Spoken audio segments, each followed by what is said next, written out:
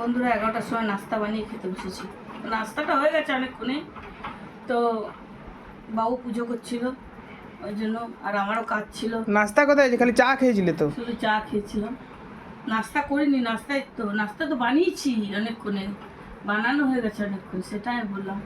আর আজকে যে আমাদের বাড়ি কাজ করে মাসি, আমি দিদি বলি, ওই হাসিনা দিদির নাতির বিয়ে, ওইখানে আমাদের নিমন্ত্রণ না।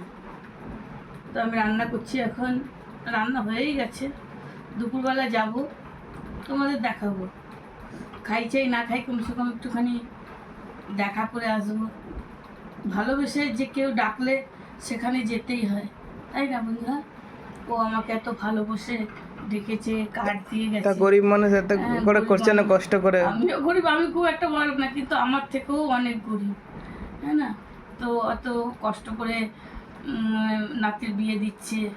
ওর মেয়েও এসেছিল বলতে, মামি জোর করে বলে গেছে মামি যাবে হলদিতে, সব কিছু তো ডেকেছে, কিন্তু আমি যাইনি। আজকে যাব, তোমাদের দেখাবো। নাস্তাটা তো দারুণ লাগছে। এই আজকে নাস্তা করেছি উপমা, সুজির উপমা আর ডিম সিদ্ধ। এই তো আমার এখন ঘি করলা ভাজা হয়ে গেছে, শাক সিদ্ধ করে মাখা হয়ে গেছে। একটা বোন বলে দুপুরে আমি বলে দেবো ওখানে শাকের পদ্ধতিটা কীরকম বানাতে হবে, জিজ্ঞাসা করেছি কীরকম করে বানায়, আমি দুপুরে বলে দেবো ওখানে। তো ঠিক আছে বন্ধুরা, খেয়ে নিই, অনেক বেলা হয়ে গেছে। আর তোমরা যারা না খেয়েছো, যারা না করেছো নাস্তা করে নাও, আমিও করে নিই।